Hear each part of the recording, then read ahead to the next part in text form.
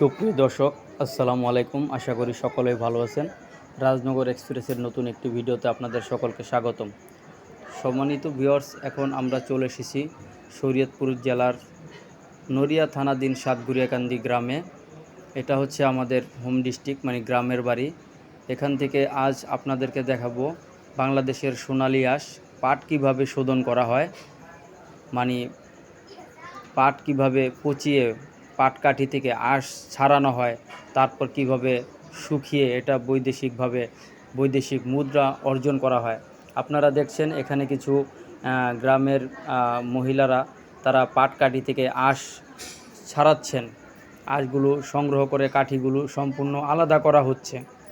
তো এইভাবে কিন্তু গ্রামের পুরুষরাই পাটগুলো আগে পানিতে ভিজিয়ে রাখে কিছুদিন, তারপরে ভিজানোর পরে পাটগুলো যখন সম্পূর্ণ পচে যায় তারপর এভাবে পাটকাঠি থেকে আঁশগুলো ছাড়ানো হয়।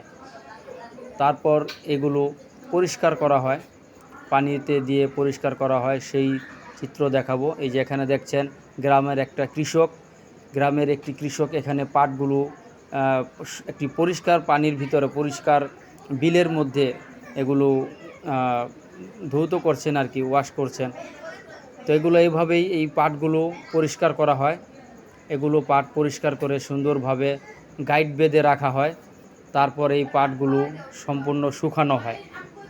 এখানে আপনারা দেখছেন পাটগুলো কিভাবে এই কৃষক ভাই পানিতে নেমে তারপরে পরিষ্কার করছেন, সেই চিত্র আপনাদের সঙ্গে শেয়ার করলাম। এভাবে পাটগুলো রেখে রেখে গাইড করা হয়। তারপরে কিন্তু পাট এভাবে বাঁশের আড়ার বেঁধে তারপরে পাটগুলো শুকানো হয়, সেই চিত্র আপনারা দেখছেন। এভাবেই বাংলাদেশের সোনালী আঁশ পাট বাংলাদেশের অর্থনীতিতে বড় একটা ভূমিকা রেখে আসছে। দর্শক, কেমন হলো আমাদের ভিডিওটি অবশ্যই কমেন্টে জানাবেন। পরবর্তীতে নতুন ভিডিও পেতে আমাদের চ্যানেলটিকে সাবস্ক্রাইব করবেন। ভালো থাকবেন, সুস্থ থাকবেন। আসসালামু আলাইকুম।